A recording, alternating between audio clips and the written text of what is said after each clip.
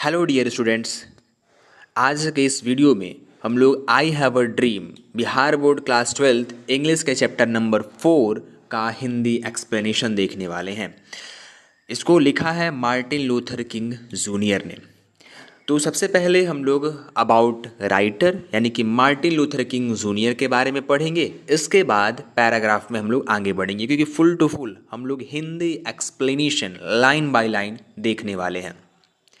तो copy pen लेके बैठ जाइए इत्मीनान से, और जो कोई भी वर्ड मीनिंग आपको नहीं आएगा उसको आप राइट डाउन कर सकते हैं। तो कॉपी पेन लेके कंपलसरी है बैठना, और साथ में पूरे ध्यान के साथ में, पूरे कंसंट्रेशन के साथ में इस वीडियो को देखना होगा और आपको ये चैप्टर याद हो जाएगा।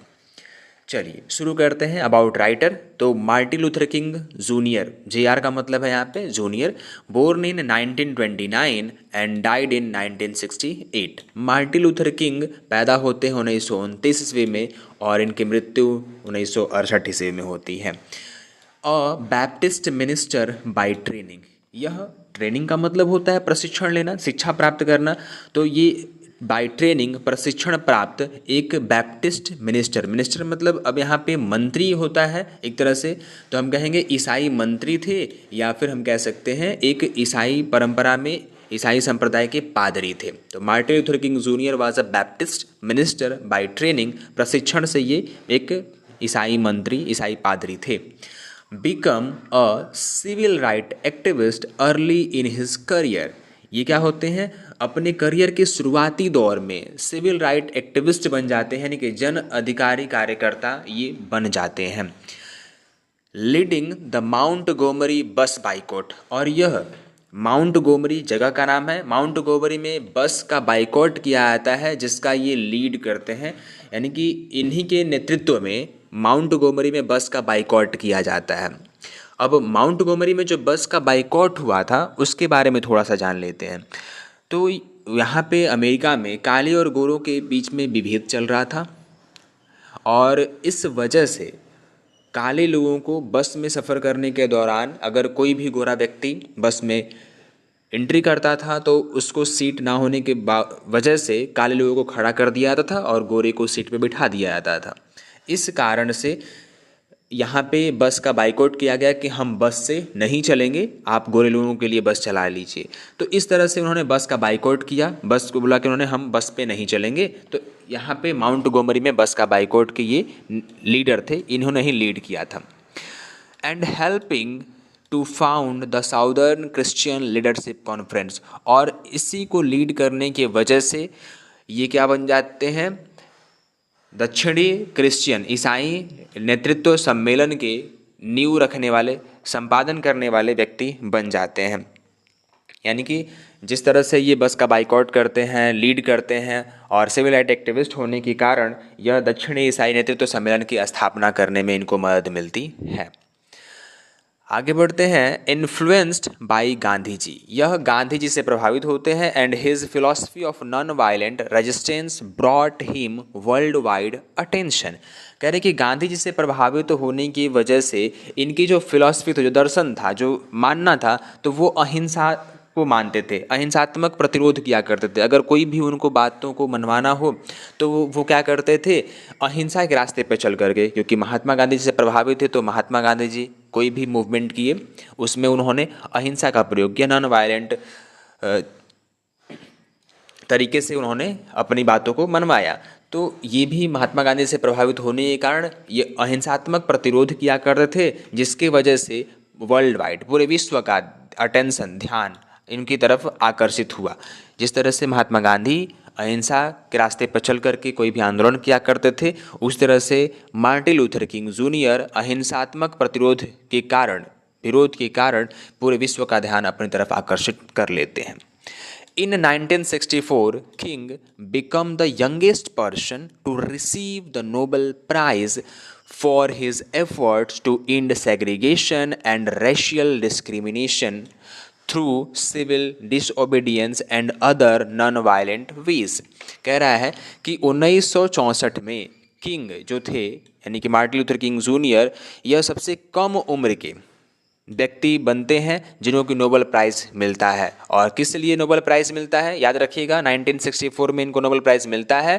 किस लिए मिलता है, तो फॉर हिज एफर्ट्स, एफर्ट्स का मतलब होता है प्रयास, इनके प्रयास, किस लिए प्रयास किया था उन्होंने, इंड सेग्रीगेशन, सेग्रीगेशन का मतलब होता है अलगाववाद, तो अलगाववाद को ख़त्म करने, और एंड का मतलब और, रेशियल डिस्क्रिमिनेशन यानी कि नस्लीय भेदभाव को ख़त्म करने के उनके जो प्रयास थे, जो भी उन्होंने अपने प्रयास किए थे अहिंसात्मक तरीके का, नॉन वायलेंट वेज को, और इस तरीके से जो उन्होंने प्रयास किया था, इसके कारण इनको 1964 में नोबेल प्राइज़ दिया जाता है।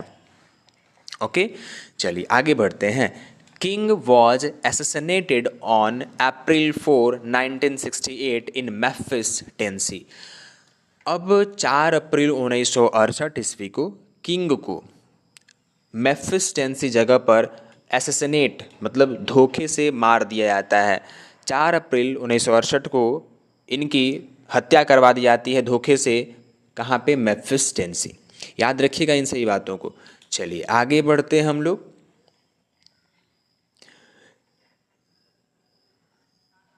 इसके बाद क्या कहा जा रहा है, King's important works include strength to love 1953, stride toward freedom the Montgomery story 1958 में आया था, why we can't wait 1964 and where do we go from here, chaos और कम्युनिटी 1968।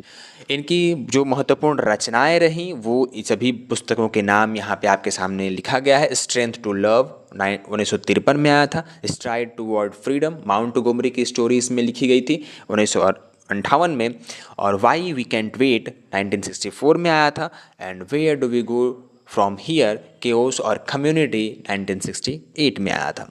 ओके, चलिए आगे बढ़ते हैं। I have a dream is a speech he delivered on the steps of the Lincoln Memorial in Washington DC on August 28, 1963।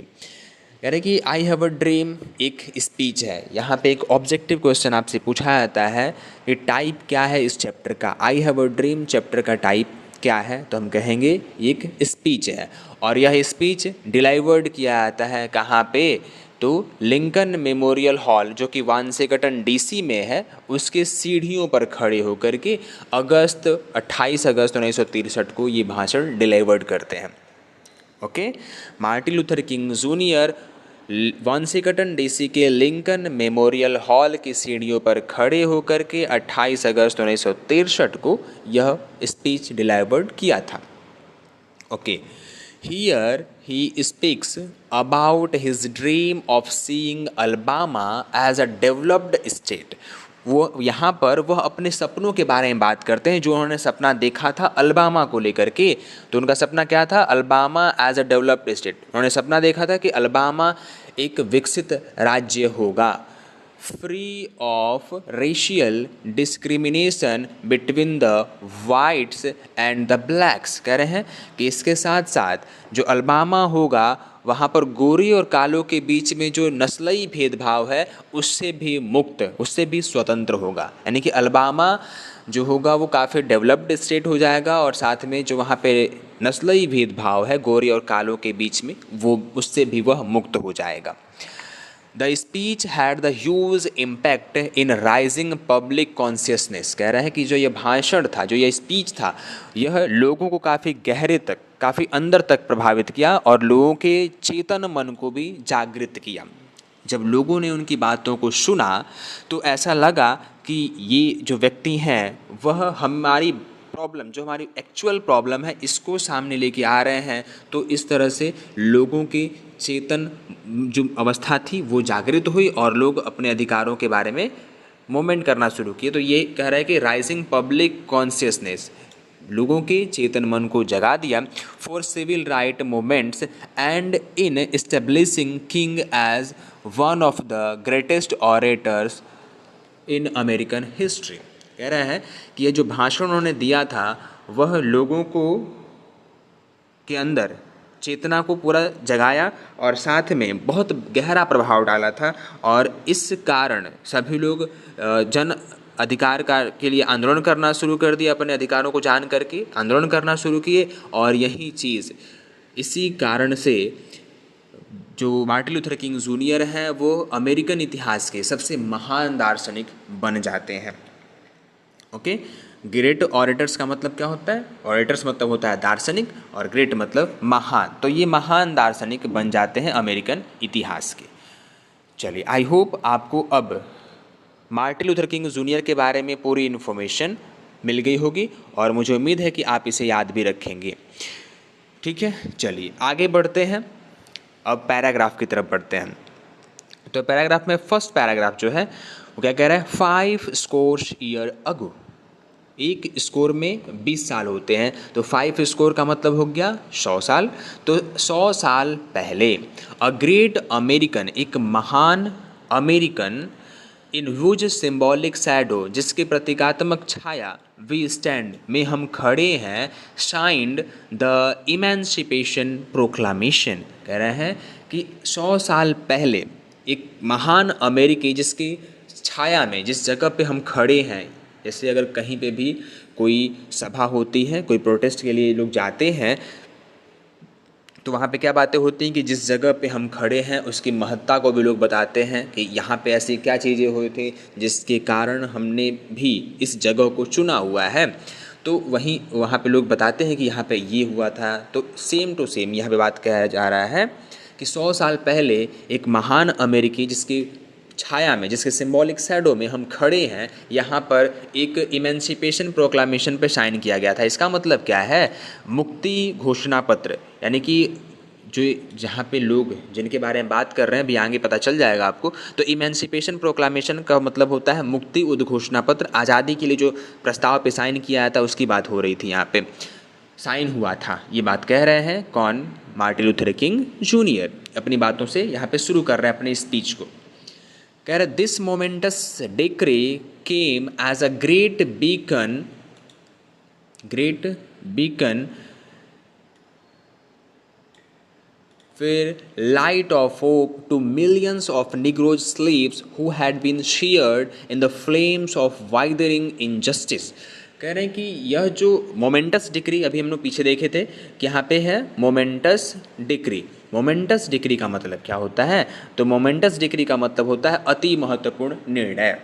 तो कह रहे हैं कि यह जो बहुत ही महत्वपूर्ण निर्णय आया था वह किस रूप में आया था? एक महान देखिए, फिर इसके बाद में light of hope two million of Negroes, यानी कि जो लाखों निग्रो जो वहाँ पे निवास कर रहे थे, जो जाति थी वहाँ पे, तो उन निग्रोज के गुलामों, जो लाखों निग्रोज वहाँ पे जो गुलाम थे, उनके लिए एक आशा, ये किरण के रूप में सामने आया था। और ये निग्रोज क्या, जो गुलाम थे और जो अन्याय की ज्वाला में झुलस रहे थे, वाइदरिंग फ्लेम्स मतलब होता है ज्वाला, और वाइदरिंग इनजस्टिस यानी कि झुलसना। वाइदरिंग मतलब होता है झुलसना, और इनजस्टिस का मतलब होता है अन्याय। तो कहने कि लाखों निग्रोज जो वहाँ पे गुलाम थे और जो अन्याय की ज्वाला में झुलस रहे थे, उनके लिए यह एक आशा की किरण की भांति सामने आया था। यहाँ बात ठीक रहेगी। ये भी कह सकते हैं कि जो अन्याय की लपटों से झुलस गए थे, अन्याय की लपटों से जो झुलस गए थे, उनके लिए यह एक आशा की किरण के रूप में सामने आया था, यह जो प्रस्ताव लेके आया गया था। ओके, चलिए आगे बढ़ते हैं। It came as a joyous daybreak to end the long night of captivity. कह रहे कि यह जो दिन आया, यह लंबी गुलामी की लंबी रात के खत्म होने के बाद, समाप्त होने के बाद प्रसन्नता भरी सुबह की भांति आया था, यानी कि जॉयस डे ब्रेक, यानी कि आनंद देने वाले दिन की भांति सामने आया था। अब लाखों लोग, एक बार कंप्लीट करेंगे हम लोग पूरी बातों को। तो कह रहे कि 100 साल पहले इसी जगह पर इमेंसिपेशन प्रोक्लामेशन, मुक्ति उद्घोषणा पत्र पर साइन किया गया था, जिस जगह पे आज हम सभी खड़े हैं। और यह जो निर्णय लिया गया था उन लाखों निग्रो गुलामों के लिए आशा के किरण के रूप में सामने आया था, जो कि अमानवीय अन्याय की ज्वाला से पूरी तरीके से झुलस गए थे, उनके लिए यह एक आशा की किरण की भांति सामने आया था। और यह जो दिन आया था, खुशी वाला दिन, वो गुलामी की लंबी रात के बाद आया था। चलिए अब आगे बढ़ते हैं हम लोग सेकेंड नंबर पैरा की तरफ।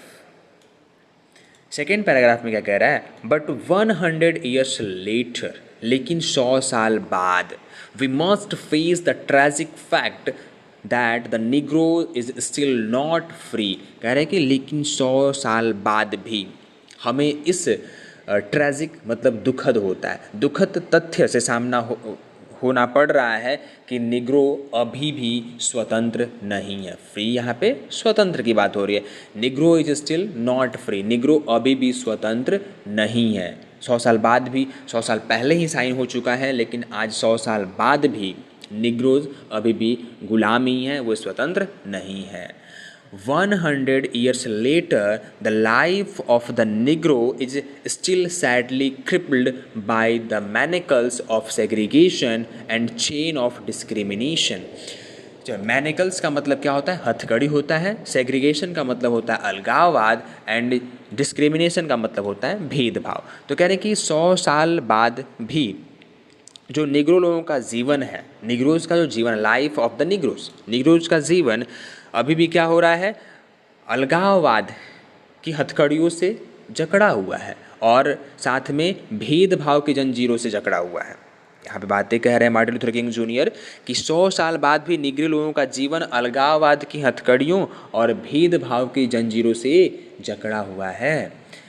100 years later, 100 साल बाद, the Negro lives on a lonely island of poverty in the midst of vast ocean of material prosperity. कह रहे हैं कि 100 साल बाद भी जो निग्रोज हैं वो, क्योंकि अमेरिका क्या है, एक मैटेरियल प्रॉस्पेरिटी मतलब भौतिक संपदा से संपन्न है, समृद्ध है। तो कह रहे कि भौतिक समृद्धि के वृहद सागर के बीच में वो ऐसा लग रहा है कि एकांत द्वीप पे, आइलैंड पे रहने के लिए मजबूर है, बाध्य है, वास कर रहा है।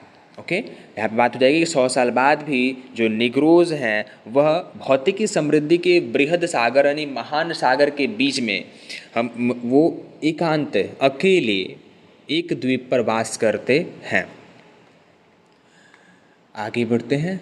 100 years later, the Negro is still languishing in the corners of American society and finds himself an exile in his own land. कह रहे कि 100 साल बाद भी जो निग्रोज हैं वो अमेरिकी समाज में ऐसा महसूस होता है कि वह एक कोने में दुख भरे जीवन व्यतीत कर रहे हैं और साथ में अपने आप को अपने ही देश से निकाला महसूस कर रहे हैं, यानी कि देश से निर्वासित कर दिया गया है, उनको बाहर निकाल दिया गया है, ऐसा उन्हें महसूस होता है। एक बार फिर से कह रहे हैं कि यहाँ पे ये बात वो कहते हैं कि 100 साल बाद भी जो निग्रोज हैं वो अमेरिकन समाज में अपने आप को ऐसा महसूस कर रहे हैं कि हम एक कोने पे निवास कर रहे हैं और हमें हमारे ही देश से निकाल दिया गया है।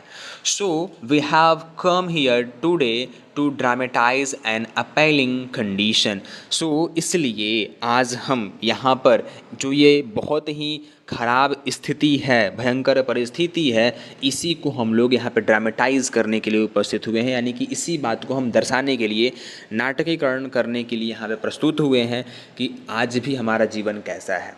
सेकेंड पैराग्राफ को एक बार में कंबाइन करना चाहेंगे हम लोग। तो कह रहा है कि 100 साल बाद भी हमें इस दुख भरे तथ्य का सामना करना पड़ रहा है कि निग्रोज अभी भी स्वतंत्र नहीं है।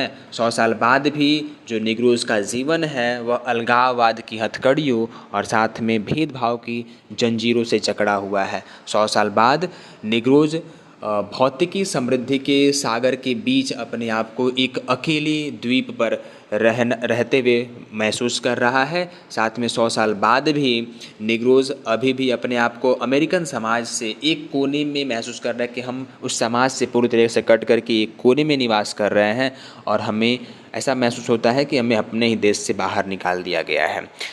इसलिए आज हम सभी यहाँ पर उपस्थित हुए हैं इसी कंडीशन को ड्रामेटाइज करने के लिए, नाट्यीकरण करने के लिए, ताकि लोगों को दिखे कि हमारा कंडीशन कैसा है। चलिए थर्ड नंबर पैराग्राफ की तरफ आगे बढ़ते हैं। It is obvious today that America has defaulted on this promissory note insofar as her citizens of color are concerned. कह रहा है इट इज़ ऑब्वियस, ऑब्वियस मतलब होता है अस्पष्ट होना, सुस्पष्ट। तो कह रहा है कि आज यह अस्पष्ट है, कह रहे कि एज सो फार कलर्ड कंसर्न, कह रहे कि जहाँ तक रंग आधार पर उनके वहाँ के नागरिकों की बात है, यानी कि रंगदार नागरिकों की जो वहाँ पे बात है, कह रहे कि अमेरिका है जो अपने आप को, जिन्होंने प्रोमिसरी नोट दिया हुआ था, एक वादा किया था, उसको पूरा करने में वो असफल रहा है, डिफ़ॉल्टेड हो गया है। क्या कह रहे हैं यहाँ पे कि जहाँ तक रंगधारी नागरिकों का मामला है, रंगदार नागरिकों का मामला है, जो अमेरिका है ना, वो अपने वास्तव में जो प्रॉमिस किया था, नोट दिया था हमें, उसके ऋण की अदायगी करने में क्या है, वो असफल हो गया है। Instead of honouring the squared obligation, America has given the Negro people a bad cheque which has come back marked insufficient funds. कह रहे हैं कि जो यहाँ पर हमें सम्मान दिया गया था, जो हमें पवित्र उत्तरदायित्व दिया गया था, उसका सम्मान करने की जगह, उसको मानने की जगह अमेरिका क्या करता है, अमेरिका ने निग्रोज लोगों को झूठे चेक पकड़ा दिए, ब्लैंक चेक पकड़ा दिए, और जब हम उसको भजाने के लिए बैंक में गए तो वहाँ से क्या मिला, अपर्याप्त धन लिखा होकर, इनसफिशिएंट फंड। इनसफिशिएंट फंड का मतलब अपर्याप्त धन लिखा हुआ मार्क करके वापस लौटा दिया गया। यानी कि हमें तो वादा कर दिया गया था, इमेंसिपेशन प्रोक्लामेशन पे साइन कर दिया गया था कि हम स्वतंत्र हो जाएंगे आज के बाद से, लेकिन ऐसा नहीं हुआ। अगर हमें इस पवित्र जो हमारे लिए निर्णय लिया गया था उसको सम्मान करने की बजाय अमेरिका ने निग्रोज लोगों को एक बेकार सा चेक दिया, जिसपे कि जब हम उसको वाकई में कैश आउट करने के लिए गए तो इनसफिशिएंट फंड लिख करके उसे वापस कर दिया गया। कह रहे हैं but we refuse to believe that the bank of justice is bankrupt. कह रहा है लेकिन हम इस बात, रिफ्यूज़ मतलब होता है मना करना, इनकार कर देना। कह रहे कि लेकिन हम इस बात को मानने से, टू बिलीव, बात को मानने से इनकार करते हैं कि जो न्याय का बैंक है, बैंक ऑफ जस्टिस का मतलब न्याय का जो बैंक है वो बैंकरप्ट हो चुका है, भ्रष्ट हो चुका है। क्या कह रहे हैं, लेकिन हम इस बात पर विश्वास नहीं कर सकते कि जो न्याय का बैंक है ना वो दिवालिया हो चुका है, बैंकरप्ट हो चुका है। हम इस बात को मानने से इनकार करते हैं। अब सपोज़ करिए कि अमेरिका को कहा था कि is a very richest country, America बहुत ही ज़्यादा धनवान कंट्री है, और वहाँ पे ऐसा लिख के आए कि नहीं अब हमारे पास पैसा नहीं है, हम दिवालिया हो चुके हैं, तो ऐसा बात मानने लायक नहीं है। तो ये कह रहे हैं मार्टिन लूथर किंग जूनियर कि हम इस बात को मानने से इनकार करते हैं कि जो न्याय का बैंक है वो दिवालिया हो चुका है। We refuse to believe that there are insufficient funds in the great vaults of opportunity of the nation।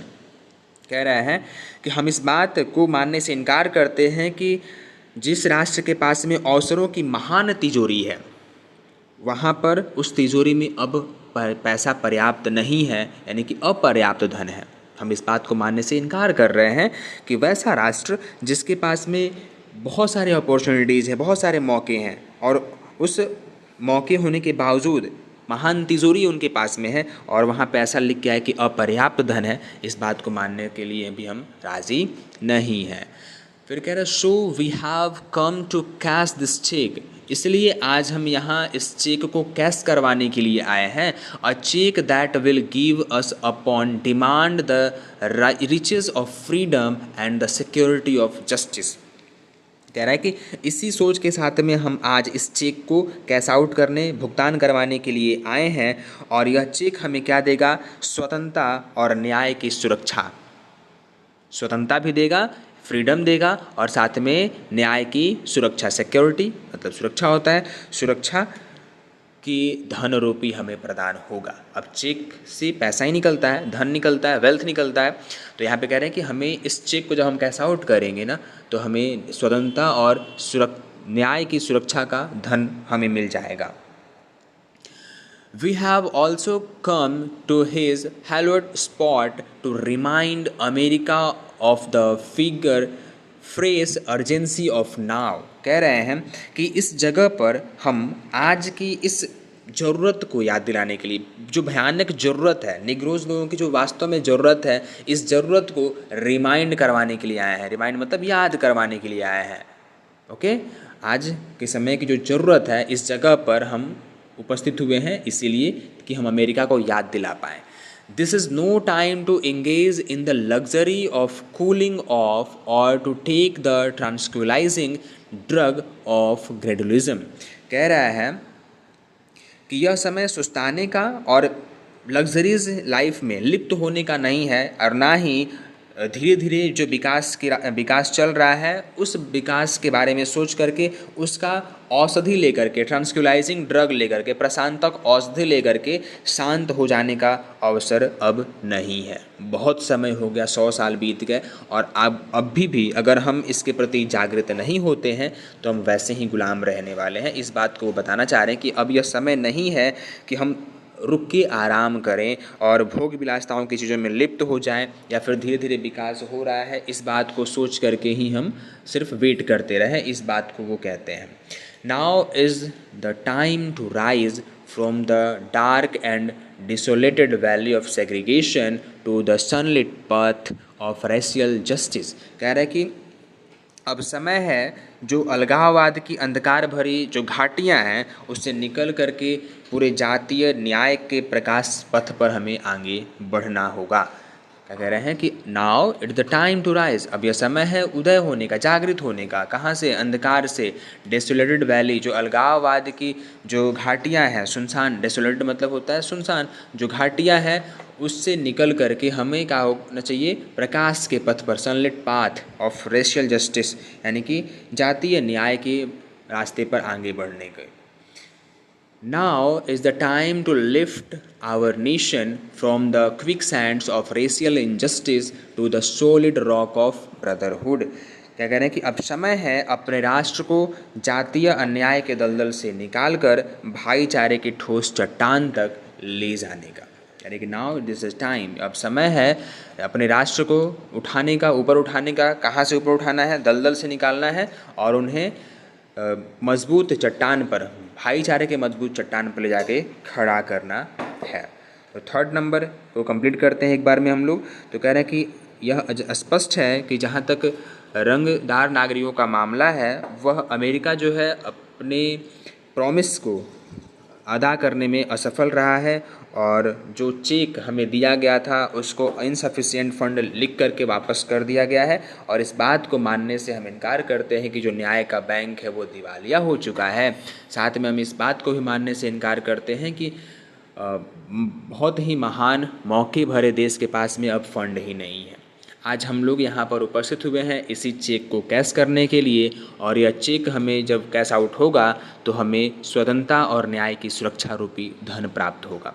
आज हम इस जगह पर अमेरिका को इस समय की अर्जेंसी को दिखाने के लिए उपस्थित हुए हैं। अब यह समय नहीं है कि हम भोग विलासिताओं की चीज़ों में लिप्त हो जाएं या फिर विकास के पथ पर धीरे धीरे हम आगे बढ़ रहे हैं इस बात की औषधि लेकर के हम आराम करें। यह समय नहीं है। अब यह समय है उदय होने का, जागृत होने का, जो अंधकार की, अलगाववाद की सुनसान घाटियों से की अंधकार से निकल करके हमें जातीय न्याय के प्रकाशीय पथ पर आगे बढ़ने का।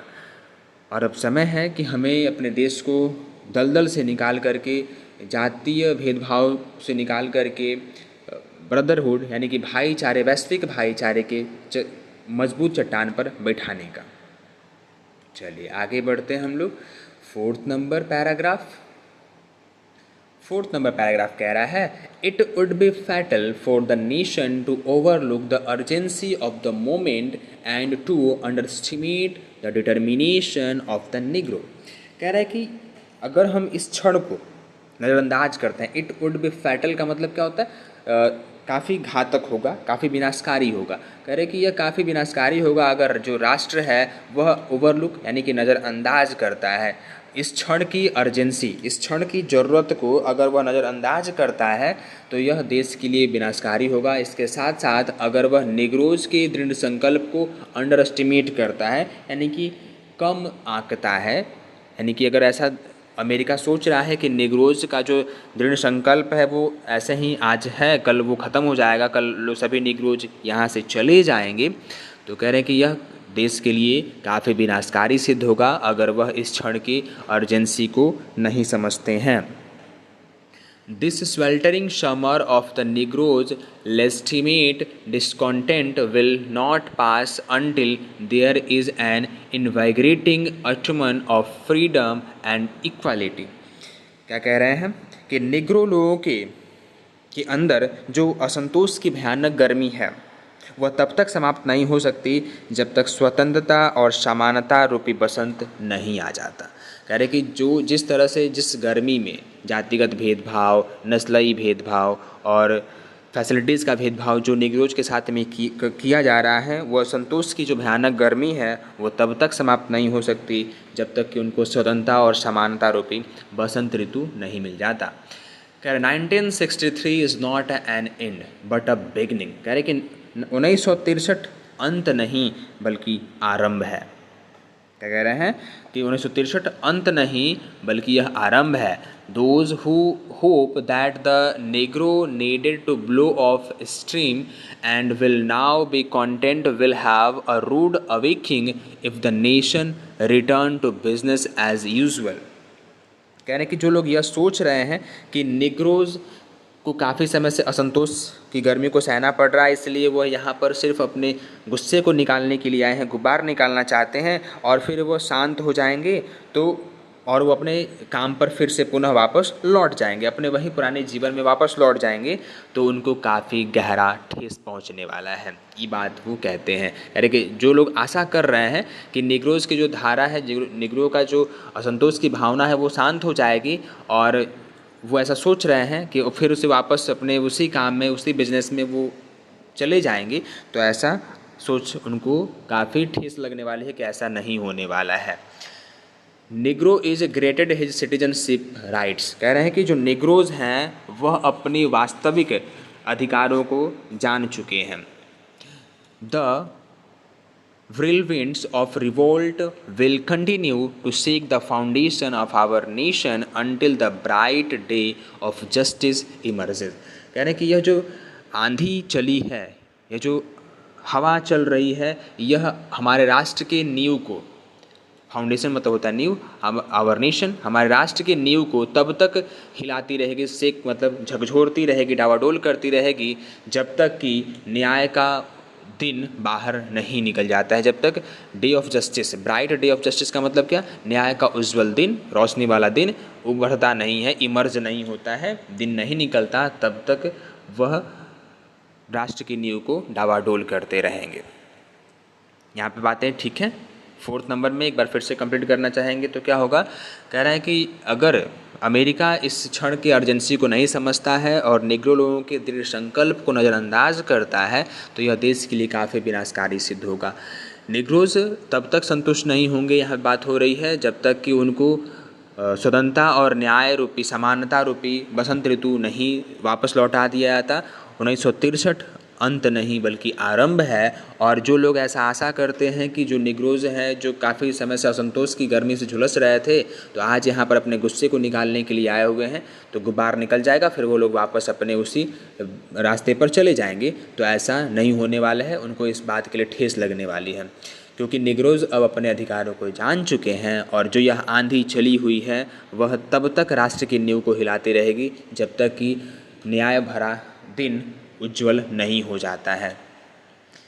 5th नंबर पैराग्राफ चलते हैं आगे। But there is something that I must say to my people who stand on the warm threshold which leads into the places of justice. लेकिन मैं अपने उन लोगों से जो न्याय के महल तक जाने के लिए जिस दहलीज पर खड़े हैं, वहाँ पे उनको मैं अब कुछ बातें ज़रूर कहना चाहूँगा। क्या कह रहे हैं, लेकिन मैं कुछ बातें अपने लोगों से कहना चाहूँगा जो लोग इस गर्म दहलीज पर खड़े हैं। थ्रेशोल्ड मतलब होता है सीमा या दहलीज, जिस दहलीज पर खड़े हैं, और इसी दहलीज को जब हम पार करेंगे तो हम जस्टिस के पैलेस में चले जाएंगे, यानी कि महल में चले जाएंगे। तो उन लोगों से मैं कहना चाहूँगा, in the process of gaining our rightful place we must not be guilty of wrongful deeds. कह रहे कि हम जिस दहलीज पर खड़े हैं अपने सही स्थान की प्राप्ति करने के लिए हमें किसी भी गलत कार्य का दोषी नहीं बनना है। रॉन्गफुल डेट्स मतलब किसी भी गलत कार्यों का हमें दोषी नहीं बनना है। अच्छे रास्ते पे अच्छे दिन के लिए हम प्रयास कर रहे हैं तो हमें किसी भी ऐसे काम को नहीं करना है जिससे कि हम दोषी बन जाएं गलत कार्यों के। Let us not seek to satisfy our thirst for freedom by drinking from the cup of bitterness and hated.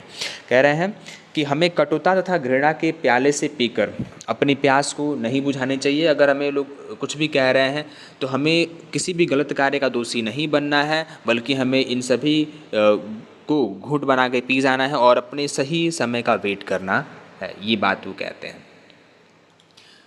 तो यहाँ पे वो बात, जब कोई प्रोटेस्ट कर रहा है तो लीडर जो होता है वो वाकई उसके पास में ये रिस्पॉन्सिबिलिटी होती है कि सब कुछ अच्छा हो। तो ये कह रहे हैं कि मैं जो लोग यहाँ पे आज उपस्थित हुए हैं और यहाँ के जस्ट बाद हम लोग न्याय के महल में पहुँच जाएंगे, तो जिस दहलीज पे हम खड़े हैं वहाँ पे हम अच्छे अवसर को प्राप्त करेंगे। तो हमें किसी भी गलत कार्य का दोषी नहीं बनना है और हमें देखना है, वेट करना है और अपने जो स्वतंत्रता का जो प्यास है वो हमें कड़वाहट को, दूसरों के नफ़रतों को ऐसे ही घूंट बना कर पी जाना है और अपने स्वतंत्रता के लिए वेट करना है। चलिए 6 number paragraph. We must forever conduct our struggle on the high plane of dignity and discipline. कह रहे हैं कि हमें अपना संघर्ष हमेशा ही सम्मान और अनुशासन के स्तर पर जारी रखना होगा। We must forever conduct, forever मतलब हमेशा ही। तो कह रहे हैं कि हमें अपने संघर्ष को जारी रखना होगा on the high plane of dignity, discipline और सम्मान के स्तर पर जारी रखना होगा। We must not allow our creative protest to degenerate into physical violence. हमें शारीरिक हिंसा करके अपने रचनात्मक विरोध को टूटने नहीं देना है, विकृत नहीं होने देना है। जो आज हम लोग इस विरोध को यहाँ पे कर रहे हैं उसको हमें शारीरिक हिंसा करके ख़त्म नहीं होने देना है। Again and again we must rise to the majestic height of meeting physical force with soul force. कह रहे हैं कि हमें बार बार शारीरिक शक्ति का सामना अपने आत्मिक शक्ति से करना होगा और इसके लिए उच्च स्तर तक हमें उठना होगा। कोई हमें आके परेशान करेगा, कोई हमें आके मारेगा, कोई हमें आके कुछ भी करेगा, तो हमें क्या करना है, हमें इसको अपने आत्मिक शक्ति से मजबूती के साथ में सहना होगा और अपने न्याय के लिए आगे बढ़ना होगा। The marvellous new militancy which has engulfed the negroes community must. कह रहे हैं कि जो नया और अद्भुत, मार्वलस मतलब होता है अद्भुत, जो नया अद्भुत जुझारूपन, न्यू मिलिटेंसी है मतलब लड़ने वाले जो सैनिक हैं वह निग्रो समुदाय पर छा गए हैं। वो क्या हो चुके हैं, निग्रो समुदाय पर छा चुके हैं। चलिए आगे बढ़ते हैं।